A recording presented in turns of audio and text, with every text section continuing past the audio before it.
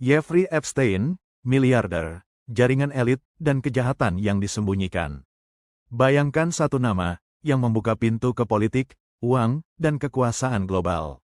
Nama itu, Jeffrey Epstein.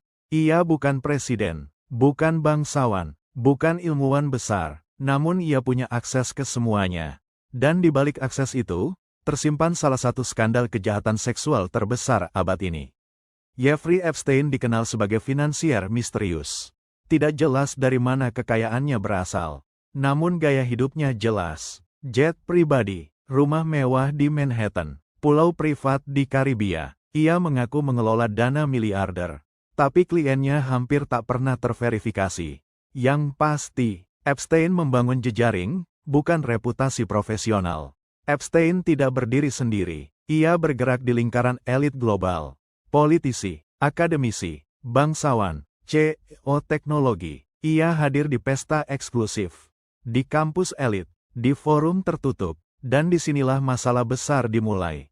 Karena akses yang luas seringkali menciptakan zona kebal hukum. Kesaksian para korban mengungkap pola yang sama. Anak perempuan di bawah umur, direkrut dengan iming-iming uang dan kesempatan. Dibawa ke rumah atau pulau Epstein. Dieksploitasi secara sistematis. Dalam jaringan ini, Ghislaine Maxwell berperan penting.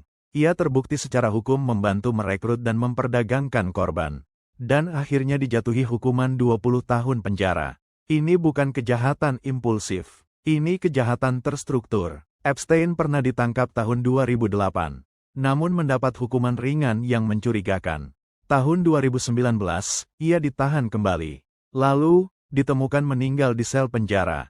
Versi resmi, bunuh diri. Namun hingga hari ini, publik bertanya, bagaimana mungkin tahanan berisiko tinggi, tanpa pengawasan memadai, bisa mati di penjara federal? Pertanyaan itu belum pernah terjawab tuntas. Kasus Epstein mengajarkan satu hal penting.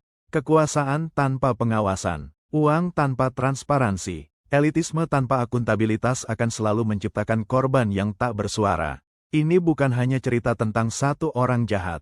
Ini cerita tentang sistem yang membiarkan kejahatan hidup terlalu lama. Jika kamu berpikir keadilan selalu bekerja, kasus Epstein memaksamu untuk berpikir ulang.